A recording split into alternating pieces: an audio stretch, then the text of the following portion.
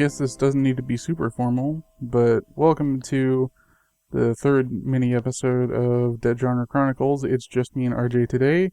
We're going to be talking about Tales of Zestiria, which is the most recent entry in the Tales of series, which you might know for such great hits as Tales of Symphonia and Tales of Vesperia, because those are the only two games anyone talks about from the series.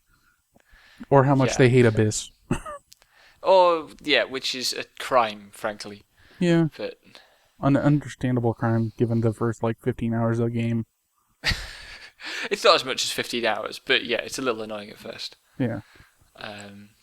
So, Tales is kind of the reason that Devon and I know each other, and kind of the reason that we started a podcast, and we super love this franchise. Yeah.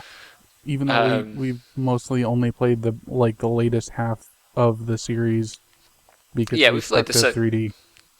Yeah, we haven't gone back into the 2D games yet, because yes, we will do. Let's be honest. We're gonna do one of them for the podcast. That's true. In the new year sometime. Yeah. So let's talk Zestiria then, and where the series is now. Where do you want to start? Oh, it's hard to know where to start because it's a really good game overall. But I think what struck me first was the game is really earnest about everything. It's very sincere. It's not just that it's earnest. It's that it's open about it.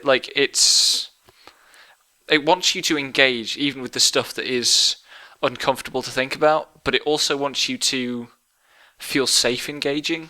It's always very respectful of you as a person engaging with the characters. Yeah, not to mention Saray is a very respectful person compared to kind of I would compare him to Lloyd at most. Yeah. He's very outgoing but also respectful of boundaries, which Lloyd wasn't exactly. He was very haughty. Yeah. Also, Saray is an upbeat kind of JRPG protagonist, kind of carefree guy, and that plays into an archetype of lots of characters who actually can be quite invasive and demanding. But Saray isn't that at all. He's always got space for other people. Yeah, he's a giant puppy dog, and he just wants to help everyone out.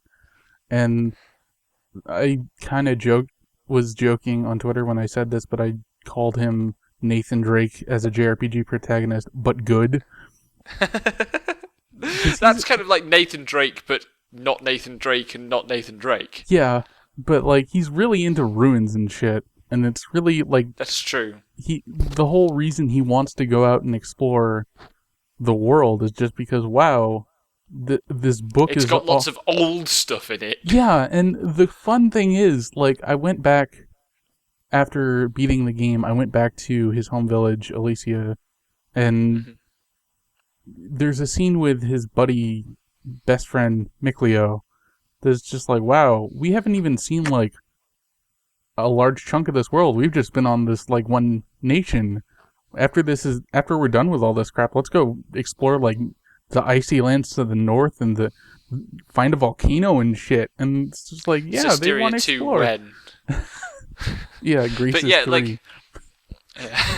The great thing kind of structurally that the game does is that actually the world is littered with ruins, and a lot of them you never need to go to, but they're just there and you can go and explore them if you want. Yeah, and they usually have rewards and interesting stuff in them. It's one of the best kind of ways of delivering optional content that I've seen in a while. Yeah. Because you can do them whenever, and they will be impossibly hard if you do them at the wrong time. But sometimes you'll miss one and you'll come back to it, and then you won't actually be able to tell where in the game you were supposed to have done it. I think that's quite good. It feels a lot more organic than side quests often do. Yeah, and they're there in the world. Yeah. Go try them. The one I liked the most was the one south of Glaven Basin, The which is slime just dungeon. the slime dungeon is so good because it's just like, oh, there were a bunch of merchants here and they turned into slimes because they were greedy, and that's what greedy people turn into if they turn into Hellions. And it's like, Yeah. oh, that's kind of that sucks. And then you And the have to slime find like 80 slimes in a row.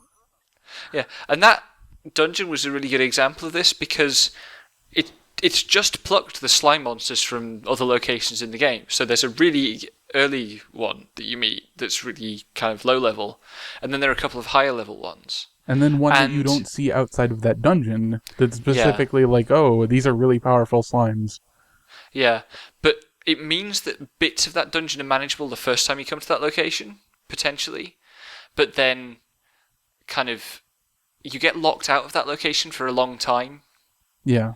and then you have a couple of opportunities to go back. So you can try it again and again at different points, and it's still there, and it gives a consistency, I think, to the world that makes it feel much less built around specific characters. Yeah, and not to mention like the whole process of trying once, getting a certain distance, being like, okay, nah, I should probably turn back, and then coming back with new strengths and Yeah. taking on more of the dungeon it's a cool feeling. Even though I didn't get any of that because I just found it like at the end of the game. Whoops. Yeah. I mean, I did quite a lot of the dungeons when I first encountered them and ended up having to go back, and I'm sure I've missed a couple going back to. Yeah. But it did, like, and they've all got a distinct boss at the end that's just a boss monster. Yeah. Like, each type of enemy has a boss version that's in one of these dungeons. Yeah. It's a good way to do it, I think. Yeah, and I think like they tie that into like the reward for beating these is this like anomalous orb which apparently mutates Hellions, and there's like one attached to every kind of Hellion, but when you get it, it boosts your HP. So, and that's the primary way you get more HP outside of progressing in the story and getting like story blessed orbs or beating like big important bosses. Like I beat one of the characters' transformed brother and got an orb for it. But like, yeah, I a lot of the systems reward. Like you can ignore a lot of this optional content, but you're gonna have a little bit harder time with it because the HP you have very low base HP, but you get kind of a multiplier based on how many of these orbs you have, and you get a few from story things, like I said, but also there are 36 orbs you can collect outside of story stuff that further boost your HP, which is helpful because that helps you survive. Yeah, and also it ties into the RPG journey to power stuff, but it also ties into what these characters are about and where they would draw their strength from.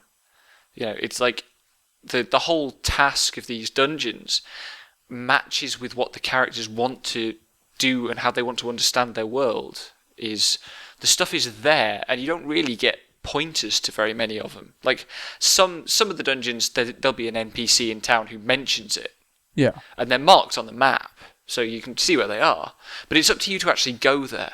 Yeah, there's no plot like conceit where you need to go to a lot of these, except for one where it's pretty clearly pointed out that, hey, there are some items you should get before this guy gives you the whole story anyway. Yeah. So that's kind of plot or characters and side quests. What do you make of it more specifically plot-wise? Let's talk kind of... The plot, obviously, this is going to be spoilers. I'm probably going to put a spoiler warning up on the front of the episode so people can avoid those, and maybe timestamps. Who knows? Mm-hmm. The plot is very simple, and I think it doesn't overstay its welcome. And it also doesn't do the Tales thing of having a setting twist, which has been like people's complaint, I guess, for a couple iterations. I don't know, I like setting twists because it's just like, okay, in Tales of Graces, you're just like, okay, this is a generic kind of steampunk fantasy mashup world, and then you find out you're living on an artificial satellite used for terraforming. It's like, oh, suddenly the fact that there are three distinct environments makes a lot of sense. Yeah. But people don't like that, I guess. Well, Graces is a bit insufferable about it, in fairness. Yeah, I mean, Grace is insufferable in a lot of ways.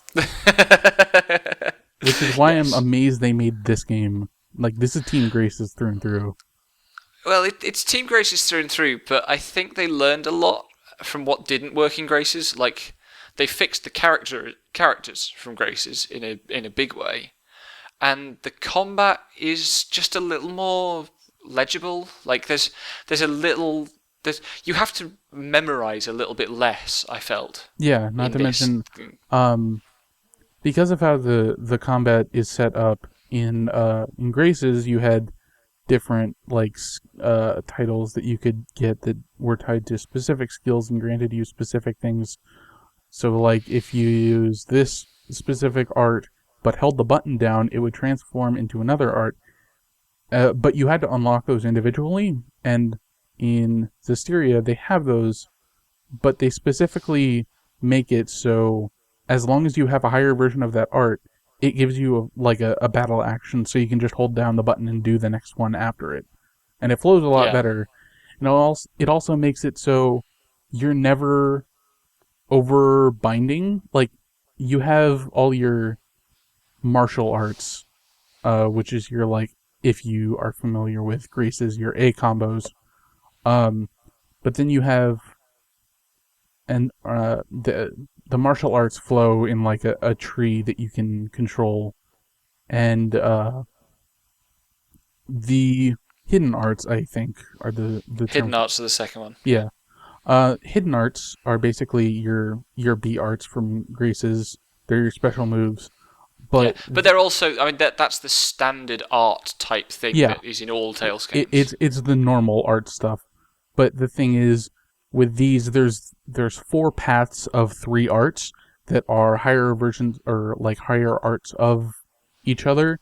So you always have you have 4 directions, and I never felt like I needed more than that, which is good because they removed the shortcut button or the shortcut option from the right stick, and now it's general tactics. And I think that's important because even though I practically never use hidden arts because I'm just good at mashing out martial art combos, it allows you to just use one of...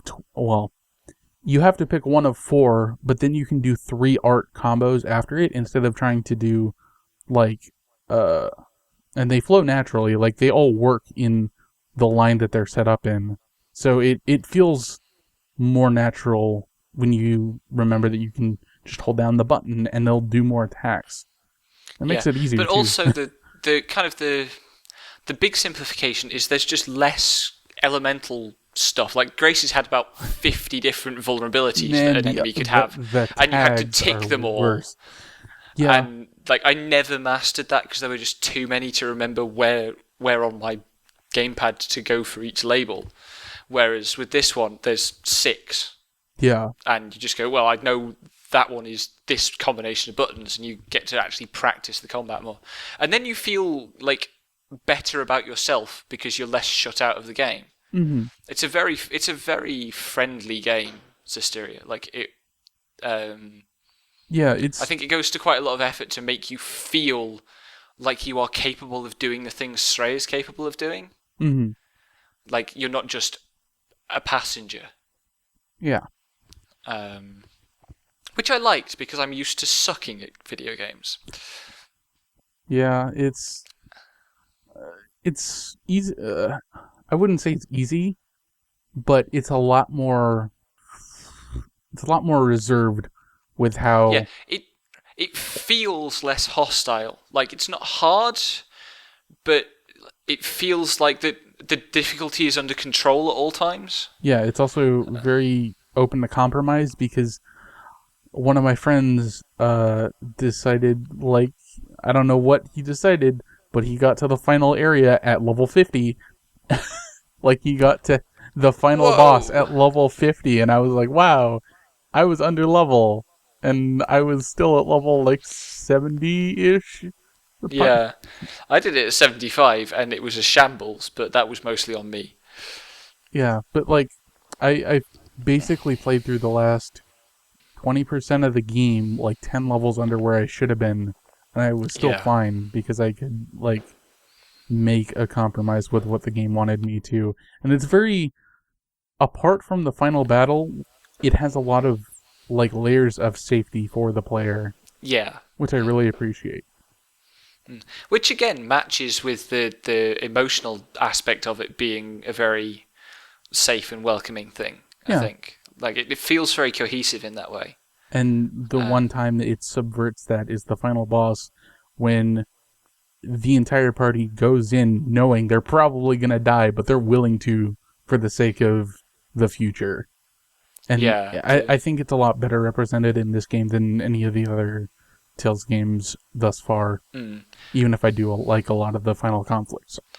Yeah, I mean, it's definitely... I mean, it's kind of... The ending of a Tales game is usually where it gets most distinctive, I think. Apart from kind of core cast stuff. And you could definitely tell at the end that this had just... It just pushed it an extra level, I think, in the Tales gaminess of it. Like, this is... I think this is the most Talesy Tales game I've played.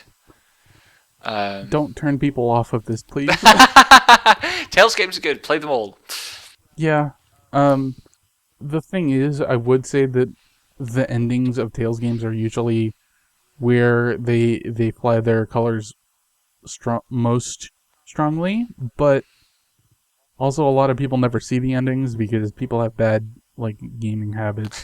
So they usually get caught up around like the third or the halfway mark and don't ever see like the conclusion of stuff. And I know that's a broad generalization, but also like people will quit out like way early into Abyss and not get to see how good that game is. Well, yeah, but like that's fair enough. I quit out of lots of games, just not JRPGs and certainly not Tales games. Yeah. Like I have a desktop full that I'm staring at now of games I've never finished. But yeah, I have quite a few myself. It's always the way. Anyway, kind of somewhere we ended up talking about combat there, but actually we started from kind of plot.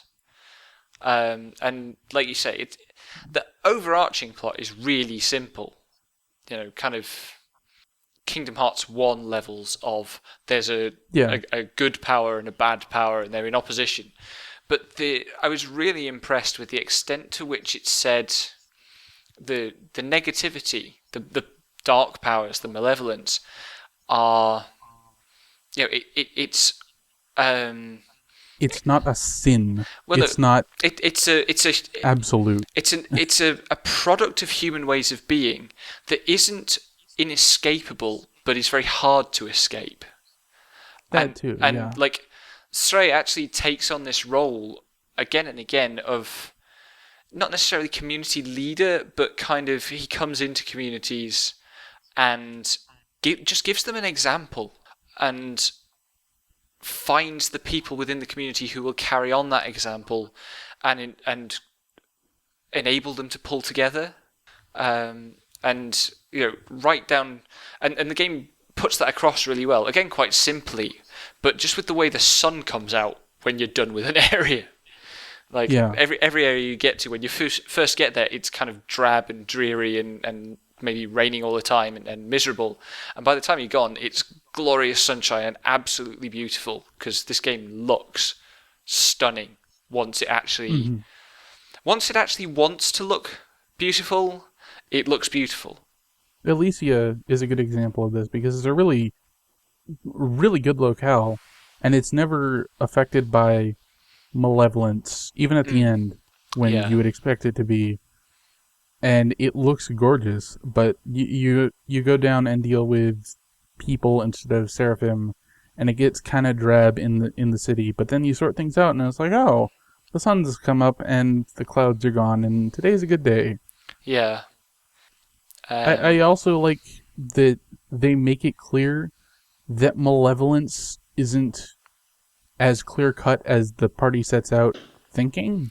Yes, yeah, definitely. It's kind of like, it's not there's a there's a misty Satan floating around. Yeah. This is what happens when human beings do not take each other seriously as their first priority. Yeah. And indeed, when Seraphim don't as well. Like, the Seraphim like to think they're better than the humans, but the game is just, every so often there'll be a moment that cuts the Seraphim down to size and kind of punctures that conceit. Like, even in the opening, when Srey is in Elysia, which is a community of Seraphim, and he's a human boy who's grown up there, there's a moment where the head of the community, Gramps, is kind of saying, well, normal humans are rubbish and bad and just, we don't like them. And Srey has some line to the effect of, but I am a human too, even if I've grown up among Seraphim. Mm-hmm. So it must be possible for something to be for something to be better. And when you go into these communities, the other thing is the blame always resides with authority and power. You know, it's never that kind of ordinary, like, there might be ordinary people who are being malevolent, but always as a response to something that's coming from higher up. Mm-hmm. I think I felt like it was a very socially conscious game in that sense. I'm probably projecting a bit, but I felt that was there. Like, it doesn't ever really it doesn't ever single out ordinary people as the problem. Yeah. It's not ordinary people, it's people living in these systems that allow them to be manipulated or infected or poisoned. I also think that it's one of the malevolence events like that you can clear up in the last Bell is a little girl who was bullied into just, I think her dog was the dog went malevolent first because her dog was tired of seeing her getting bullied for saying she believed in Seraphim, and she was overcome with grief and turned into also a Hellion. It's just like, malevolence doesn't just appear out of nowhere. It's systems and circumstances that create it in as a response from humans. And people don't... It's not that people are judged for having that as a response. They're just like, the party helps them out and tries to fix what is wrong instead of like blaming any particular person, even if they were a Hellion. Yeah, and all the kind of big plot twisty moments, the gut wrenchy moments, are when the party encounters something that they can't fix. You know, they can remove the source of the problem, but they can't save the person who originated it. Yeah, or they can't do anything because it's not malevolence, because it's not ill intent. It's just, it's not quote unquote ill intent. It's someone with good intentions paving a road to hell. Yeah, I mean, like, one of the most tear-jerky moments for me in this game was when you beat one of the nastiest villain characters, because it did this thing of, you can't save this person. You can't. There's no redeeming this, because the problem isn't the thing that you're equipped to deal with. Mm-hmm. The problem is that this person has convinced themselves of something, convinced themselves of their own righteousness in a way that you just can't puncture. Yeah. So a lot of it is it's very much, a lot of Tales games have some big sinister complex thing, and some of them use that very well. This one doesn't really. It's just about people, very much more directly.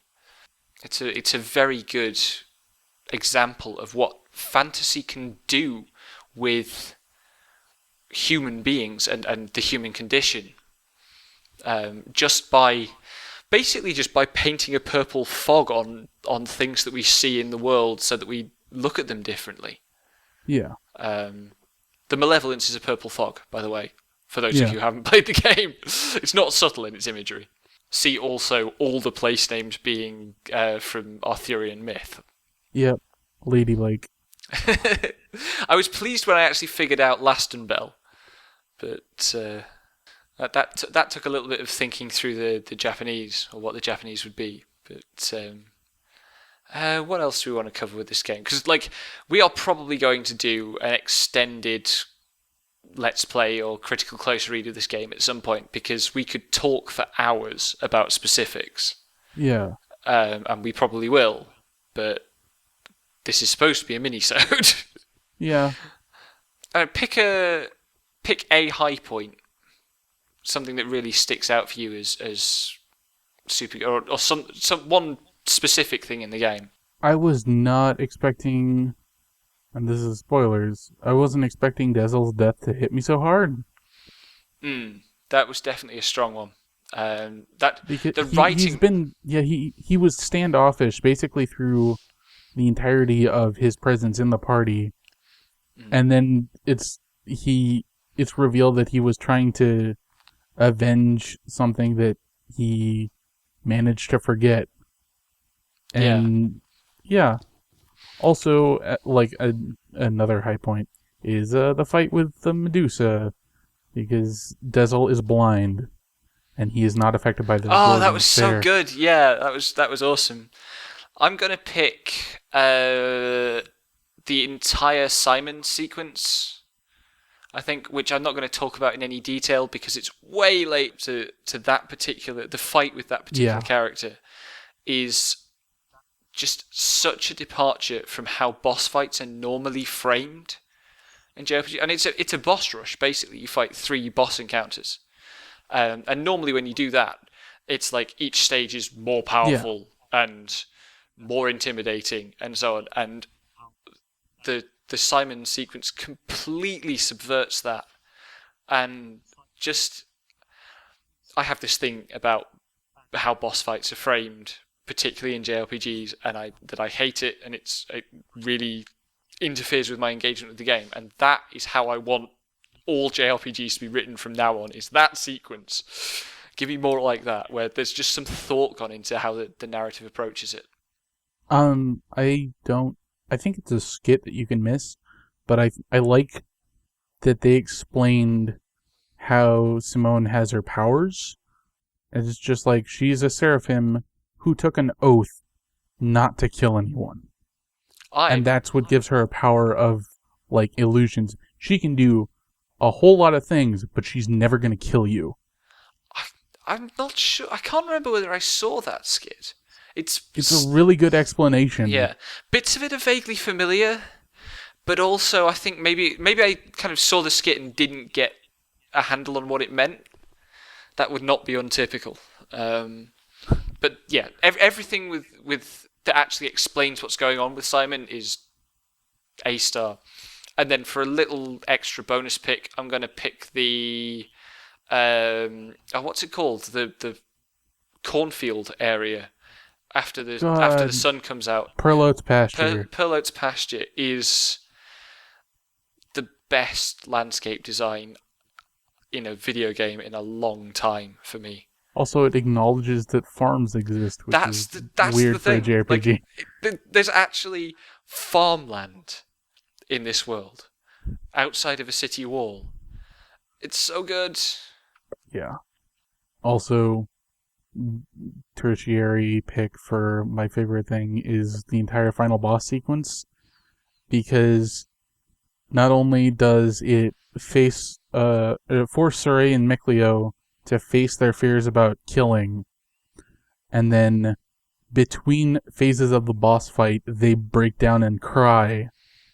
But then you fight a giant monster in which you sacrifice all layers of your safety, and then you have to fight the main villain one-on-one with Surrey, and when you use a mystic art, you win by clashing with your mystic arts. And it's really good.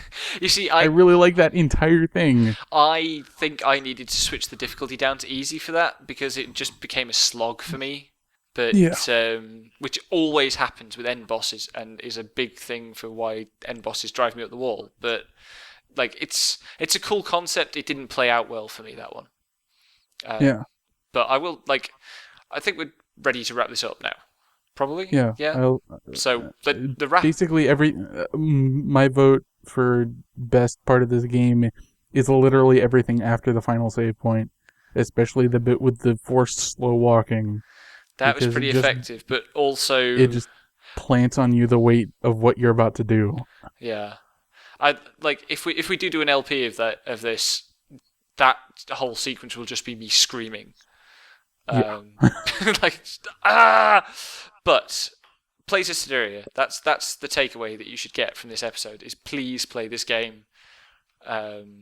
It's worth $50. It's you definitely can get it worth on $50, Steam. and the price will come down, and it will be even more worth the money. Yeah. Also, probably the best JRPG in the last 3 or 4 years for me.